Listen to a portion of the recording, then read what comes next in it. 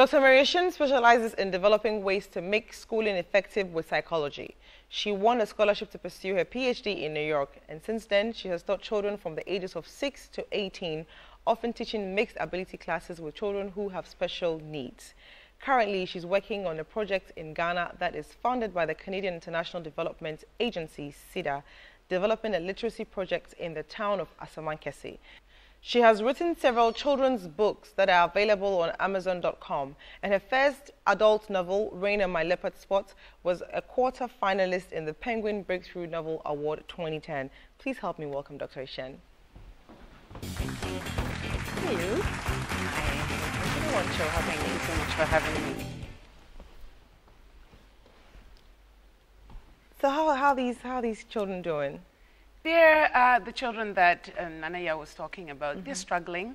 I think they're struggling, and part of the reason is a lack of awareness of what the situation is and a lack of understanding as to how it came to be that they had those disorders. So when we don't understand something, we don't approach it from the perspective that we should. We're in the 21st century. Should we actually be hearing parents hiding their children because of these disorders? We really shouldn't. Yeah. We really shouldn't, because we think that it's all out there.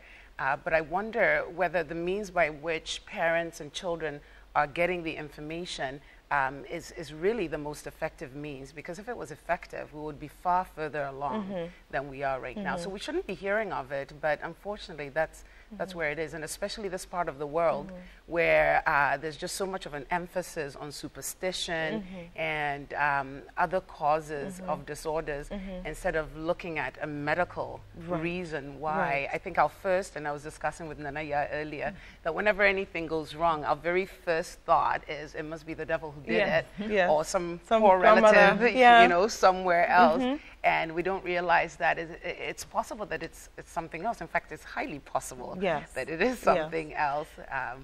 It's amazing how people are saying that when you educate a child with a neurological problem, you are actually wasting your time. How do you react to that? That horrifies me. It really horrifies me.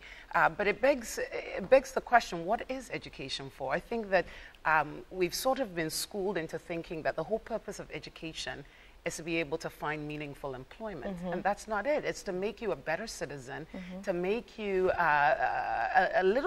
feel certainly a lot more worthy that you have achieved something. And so I think if we were to be able to get a certain change of mind, to realize that education is not all about just getting a job and getting the latest car and so on and so forth, but it's the ability to hold your own, you know.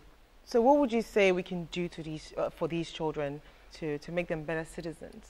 The teachers. We've got to work with teachers and work with parents. We've got a sort of a triangulation model where you've got the teacher here, or the parent. You can put anyone up at the top, most likely the child, and you've got the teacher, and then you've got the home, right? And you really can't get an effective means of attacking this problem unless all three are in sync. So the children are in the school, most likely they're willing to learn, but some of the teachers are coming in with the mindset where they have no clue what to do. Nobody's taught them to do. They read it from a textbook, of course, but there's no Do you think that maybe there's not much information available for these teachers? Possibly, yes. I would say that maybe the teachers in the rural areas, for sure. But other teachers in cities like Accra probably have a little bit more access. But at the same time, it's not made relevant enough to them, and they've got to have a change of mind. And to say that, well, I'm learning this because it is important to teach this child to make them become productive citizens. And productive citizenry doesn't only have to do with your ability to work. You know, and so when we tackle that, and we can tackle the home issue as well, educating parents, so that then parents together with the teachers are saying, what's best for my child? How can I work towards getting the child to this particular point? On a lighter note though, you look like our celebrity guest for today's show. Do you perchance relate him? Yes. We used to play this funny game. I'm his older sister. We used to play this funny game where we would scare my mom with having him put a wig on and then just go and then he clearly looks like a guy and then he's got a wig and my mom just goes ballistic, you know, because it looks so weird to her. Yeah, John is my younger brother. Emmanuel, who runs Revel Films, is also my brother. Oh, wow. Yeah. Amazing. Yeah. Thank you, ladies, for sharing with us. Thank you so much. Best of luck in everything you do, especially Nanaya. Yeah. Thank you so much. Yeah. Up next in our celebrity hot seat is John APEA. Stay with us.